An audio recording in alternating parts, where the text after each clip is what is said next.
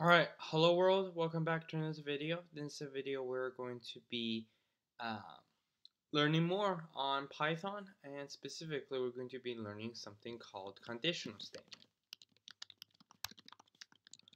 So if you haven't watched the previous two videos, I will leave a link in the description down below, but please make sure to check that out so you have a basic understanding on variables and some basic arithmetic expression. But yeah, without further ado, let's get into conditional statements. So conditional statement is made up by what we call Boolean expressions. Okay, and if you remember, Boolean is just true or false. It's value that's either true or false. Like literally, it's either true or false, right? So if you remember, to check a type of a value, we can just write print parenthesis type parenthesis. In this case, we write true, right? And we can execute the file. And apologies, that. So let me actually change it to this. Okay. So as you can see, it's class bool, and again, we're just gonna focus on this part for now.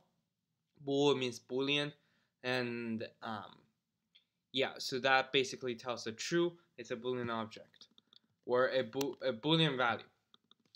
And we haven't really learned about object yet, so I'm just not gonna try to use a vocabulary word that confuse you. But yeah, as you can see, if it's true or false, it will be a Boolean. It will be a Boolean value. Okay, but as you can see, this is a little bit boring because, well, it's good and all, but true and false. But where can I actually use it? Well, there's a lot of places where Boolean expression exists. For example, one of the most common one we'll see is 5 is equality comparison, right? For example, if a value is equal to another value, to express that, you have to use double equal sign. So unlike math, where equality is simply one equal sign, you had to use double equal sign to compare, to check equality in Python. And the reason is, if you recall, one equal sign has already been used for variable assignment, right? If we want to assign, let's say, value 10 to a variable x, we had to write x equals 10, right?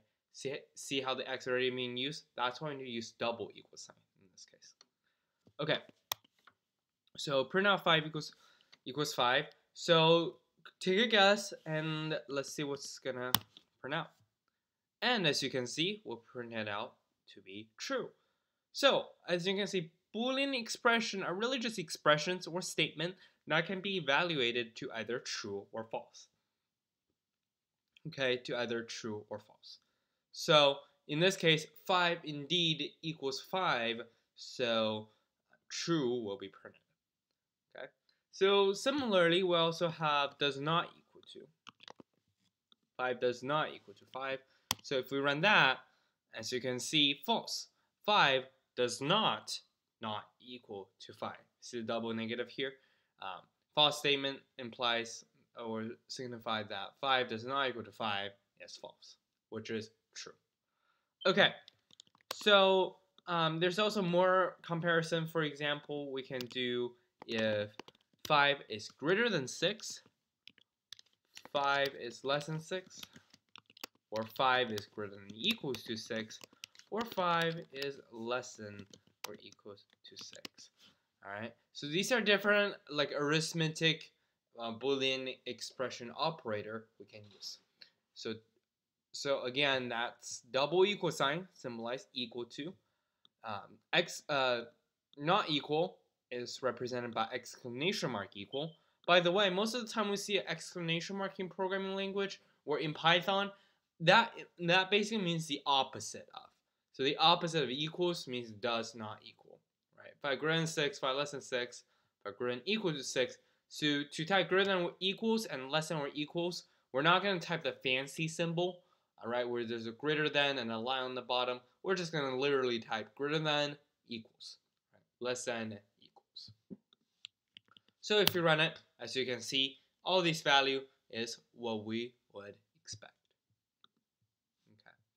Alright, so now let's get to a little bit more trickier concepts of Boolean expression is when we compare, what happens if we compare values across different types.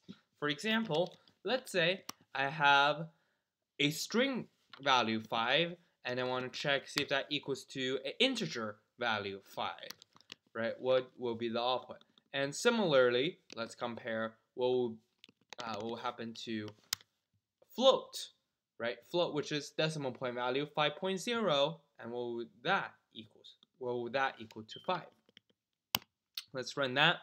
So as you can see, number is fine in Python. Float, it will convert so that it will make sure it's comparing the same numeric types. In this case, as you can see, it printed true for 5.0 equals 5. However, string 5 does not equal to integer 5. So string is really special in that if we want to compare to a number, we must convert it or typecast it to an integer. And if you recall from the previous video, to typecast, we can simply use int parenthesis, and put whatever value you want to typecast in it. And as you can see, now it's printing true. Okay, so all these Boolean expressions are good and all, but how can we actually use it to manage our program, to make our program more dynamics? Well, here's what we can do. I'm gonna create a new file, and we can just call it driver.py. And let me make sure it's in this directory. So driver.py, what we're gonna try to do in this file is we're going to learn the basics of if statements or conditional statements by creating a driver program that checks whether you are legal to drive in the state of California. So here's basic drive. Sort of like the law for drivers for qualification or age qualification. So if you are age above 15.5, 15 and a half years old, then you can drive under parental supervision. Okay. So if age above 15.5 years old, then you can drive, then one can drive under parental supervision. Okay. If age is above 18 years old, then one can drive without parental supervision. I'm not really sure about like the actual detail of the law. Maybe you don't really have to have parental supervision to drive under certain conditions, but for the sake of this program, we're just going to assume that's the case. And there's actually one more, is if age below 15.5 years old, then one cannot drive the car. Right. So that's sort of like our driving law we're trying to implement here, and it's just going to be a quick check. We're going to take an input from a user of asking their age, and then we're going to pass to this program, and hopefully we'll print out the right thing. But let's start small. So let's try to do something that it will print out. You cannot drive a car if you are 15.5 years old. If you're below 15.5 years old. So, of course, the first thing we need to do is we need to take an input, right? And as we've seen previously, integer value and string value are different, so you can't really convert. So you have to typecast them in order to check them, check and run different Boolean expressions. So let's say enter your age. Okay. And here we're gonna write this. If age less than 15.5, and then we can print out you cannot drive a car in we're just gonna print that. You cannot drive a car, right? So as you can see, it's really simple, but let's go through what I just did here on line 7 and 8. line 7, line 8, what I did here is I wrote a if statement. All right, if statement because it starts with an if. So it starts with an if and then followed by a Boolean expression, right? So it's all these things we've been writing, something that can evaluate to either true or false. Okay, in this case, it's a standard lesson, right? And of course, you can store a value and store value in a variable, compare variables, right? So in this case, we're just checking if the age user type is less than 15.5 colon. So that's just syntax. And then notice there's indentation here. That's indentation is really confusing concepts because it's really hard for a beginner to get a grasp of. But generally speaking, always, when you type a colon, the next line must be indented. Okay, the next line must be indented.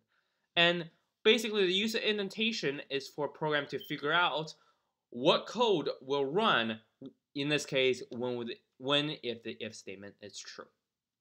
Okay, so if this condition is true, then it will print this. If it's not true, then it's just gonna skip this part and do whatever the program has after the if statement. And in this case, there is none.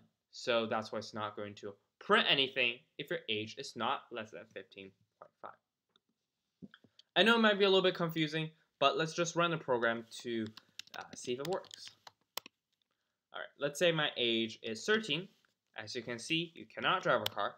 And let's say if my age is 17, as you can see, nothing for now, right? So for any number that you type that's less than 15.5, it will print out you cannot drive a car.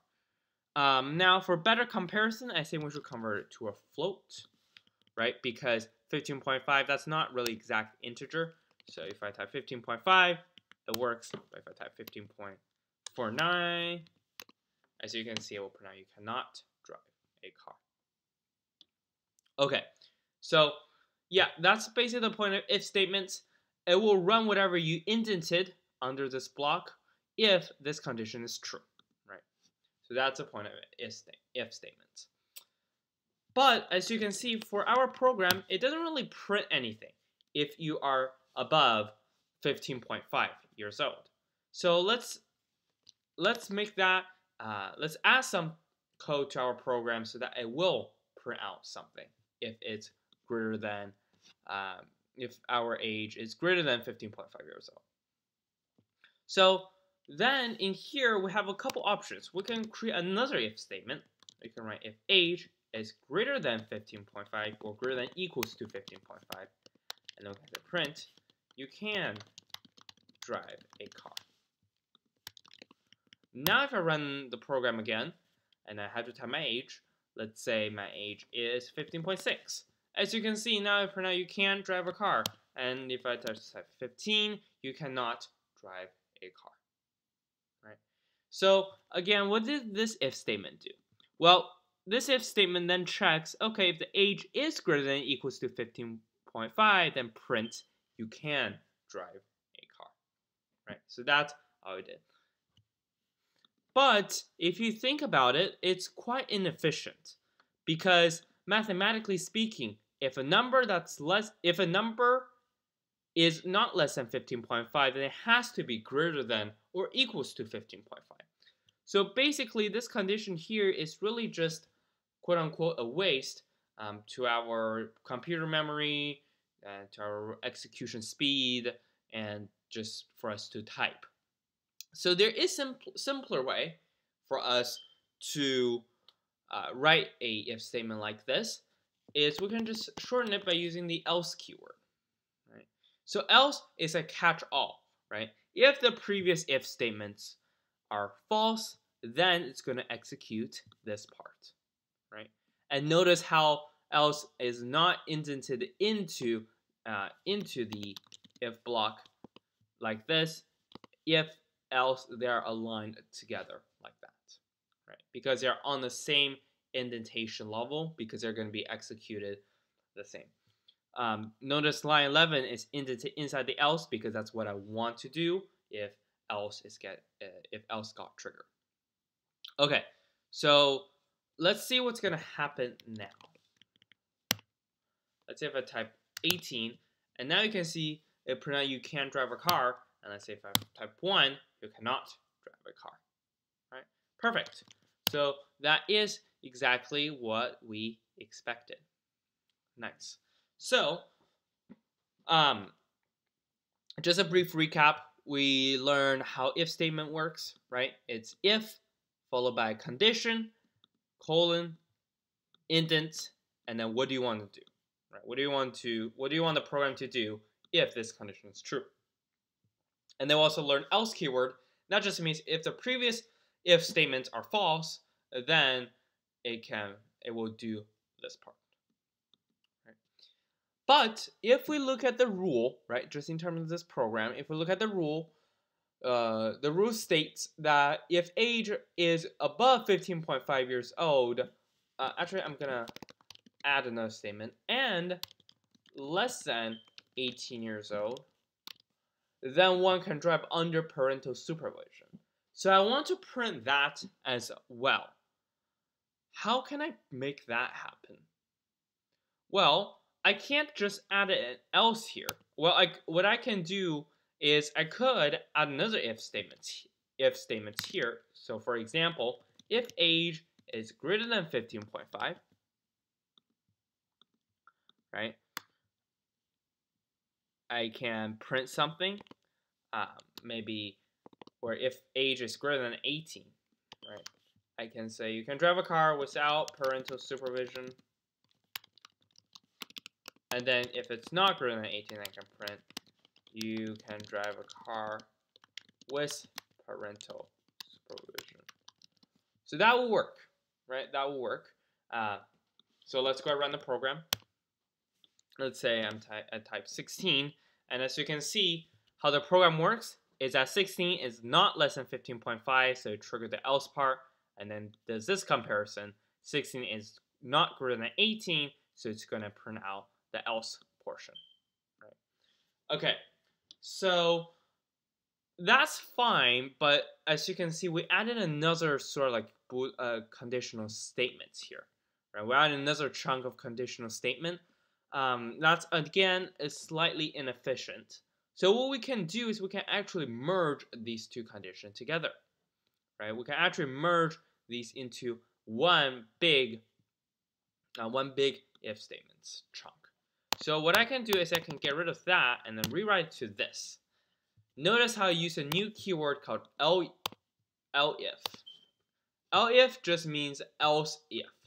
That means if the previous if statement is false or are false, then we can execute, let's check this Boolean expression, let's check this condition, and then we'll do something about it. Right? We'll do something about it. So that's how elif work. So let's look at our program now. So basically our program says if age is less than 15.5, print you cannot drive a car.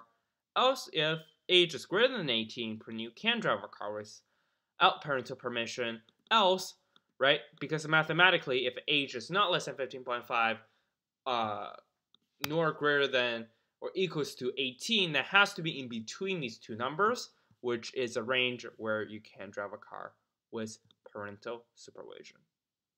Right? So now if we run this program, let's say I'm 16, you can drive a car with parental supervision. Let's say I'm 13, you cannot drive a car. And let's say I'm 20, you can drive a car without parental supervision. So yay, our program works. Right? Our program works. So this is a basic control flow, right? Control flow basically means we can use sort of like conditional statements to control where our program is going to go next. It's really common because it's not really in any scenarios we want the program to do exactly the same thing over and over and over, right? We want the program to change based on different conditions. For example, you don't want YouTube to recommend you the same videos over and over and over. You want to recommend different videos. So that's why if statements taken in place. YouTube developer wrote something like if the user had already watched this video, then don't show this video, right? Else show this video. So that's something they can do. Okay, so now let's learn about something called compound Boolean statement. Basically, this is when we have when we use the keyword and or. Okay, so let's say we're checking a number, right? Let's say I'm doing this. So we can say 5 equals 5 and 6 equals 6. So what this statement is checking is checking that 5 is equal to 5 and 6 equal to 6. Both statements has to be true in order for the entire statement to be true. If one of the condition is false, then this entire condition will be false. Okay, so if we press run, we're not going to run the driver program anymore. We're just going to run the main program, and as you can see, it's true, right? Because 5 does equal to 5 and 6 does equal to 6. So now we can also change it. So we can write 5 is greater than 5 and 6 equals 6. Notice how 5 is not greater than 5 and 6, though 6 equals to 6, but 5 is not greater than 5, which means the entire condition will be false. So with and, there's also another keyword called or, which does the opposite of and, sort of. So it only checks one condition. Well, it checks both conditions still, but if one condition is true, then it will assume then the entire condition will be true, right? So if I did something like 5 equals 5 and 6 does not equal to 6, if it's an or statement, that will be true. Because 5 equals 5, since that statement is true, then the entire statement is true. In fact, I can even hypothesize that it's not going to check this part anymore. Okay, I'm not going to check this part anymore.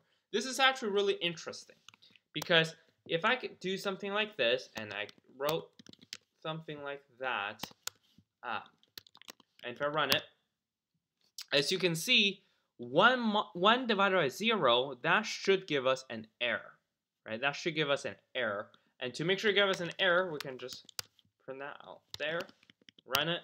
As you can see, it will give us a 0 division error.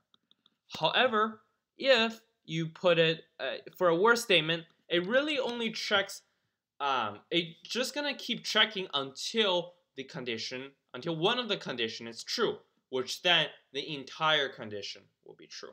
And it's not even going to bother to check the rest of the condition anymore. If you're taking some AP classes or Introduction to Computer Science, this is called short-circuiting. Really interesting, and it's like implemented in nearly all programming languages. Okay, so that's really a simple view of and or. There will be more complex scenario where you will see parentheses getting involved. Basically, there's multiple and or in the same condition, and you use parentheses to show the precedence of which and which will check as a group, sort of like that. But for the sake of this introductory video, we're not going to show that. But yeah, that's just the basics of conditional statements. Okay, so yeah, if you have any questions or comments, again, feel free to comment down below. But alright, so now let's move on to a practice and to exercise, and let's just call it grade.py. And similarly, we're going to have a task that we're trying to accomplish. So this is sort of like a letter grade, where number grade to letter grade converter. Okay. All right, number grade to letter grade. So let's say our number grade is between 90 to 100, then I want to print out 8. If our grade is between 80 to 89, then I want to print out B. If our grade is between 70 to 79, then I want to print out C. If our grade is between 60 to 69, I want to print out D. If it's below 60,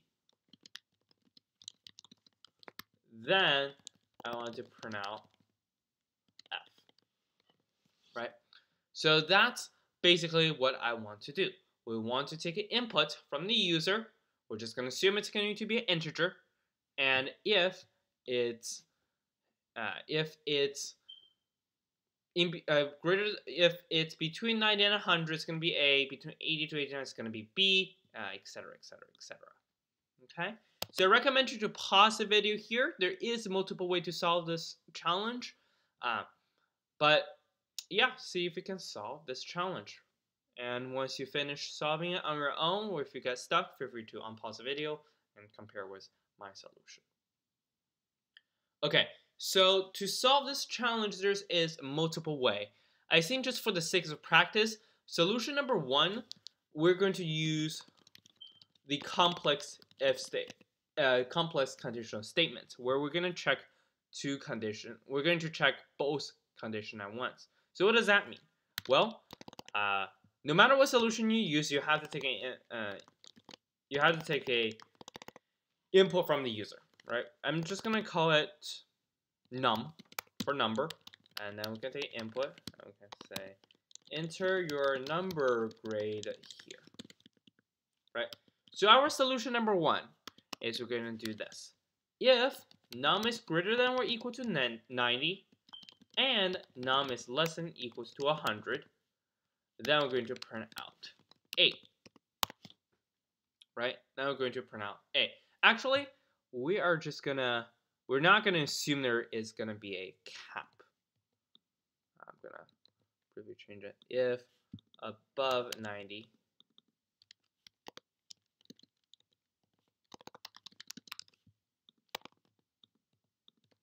okay. So yeah, there's not gonna be any cap. So yeah, if it's as long as it's greater than 90, now we're gonna print out A. Right? And then we can do elif, right? If num is not greater than or equals 90, then we check if num is greater than or equals to 80, and num is less than or equals 89, print out B. Right? Else if num is greater than or equals 70, and num is less than or equals 79, print C. If num is greater than or equals to 60, and num is less than or equals to 69, print D. Otherwise, we're going to just print out F. Right? So now if we run this program, right? If we run this program, and it's going to ask us to have a letter grade, and let's say I got 75, it will print out C. Let's say if I got 80, it will print out B. Let's say if I got a 99, it will print out A. Let's say if I got a 67, it will print out a D. And let's say if I got a 0, it will print out an F. So this solution works. Alright, but is it the best way to do it? No. There is another way that will take less code to implement. It actually looks really similar, right? It looks really similar. So solution 2, and how we're going to do this is, if you think about it logically, right? If you think about it logically, based on how the word is executed, we can get rid of this part. Because Python is executed from top to bottom, left to right, if a number is greater than or equals to 90, right? And then I can check in order. If number is greater than or equals 80, if number is greater than or equals 70, if number is greater than or equals 60, right? I can check in order. We don't have to have the upper limit because upper limit is already set by the previous condition, right? So let's say if I got to here, right? If I got to here, then I can assume num is less than 80 because it's not greater than or equals 90 and it's not greater than or equals to 80. So this is when the order of execution really matters. Is if you flipped it, right? Let's say if you flip the implementation, if you wrote if num is less than 60, print f, right? That works. But let's say then you wrote elif, num is less than greater than 70, print c, or print let's say num greater than 60, print d. As you can see, this will give us an issue. The order is not gonna match, right? If I go to here num, the num can then if my grade is 80, right? Num greater than 60 already checked, right? And for a chain Boolean statement, for if else structure, once one of the conditions is true, it's not going to check any of the other ones. It's just going to immediately end. So that's why the structure really matters, right? So this is order of execution matters. All right. As we'll see, once we build a more complex program, it will start to make more sense, and it will start to really just draw in, because order of operation or order of the execution, how you place your code, really matters. Okay, so yeah, so this is it. So this is pretty much it for this entire video. Again, just to recap, we talked about Boolean expressions, compound Boolean expressions. We see keyword and word. We talked about different type conversions. We wrote a program that involves if, else. Just a quick word. You don't have for if, else, or for just if statement in general in Python. You don't have to have any of these two. You can just have one if statement and be done with it. You can have an if, elif, and be done with it. You can have an if, else, be done with it. Or you can have if, elif, else, be done with it. Or you can have if, multiple elif, else, be done with it. But the one format you can't have is you can't have if, else, elif, right? You can't follow, it has to be if, elifs, else. That's a order it must follow. And finally, last but not least, we talked about the order of execution, and we wrote a simple number grade to letter grade program. Okay, thank you for watching this video. If you have any question or comment, feel free to comment down below. And as always, stay safe and have a great rest of your day. And that was me, out.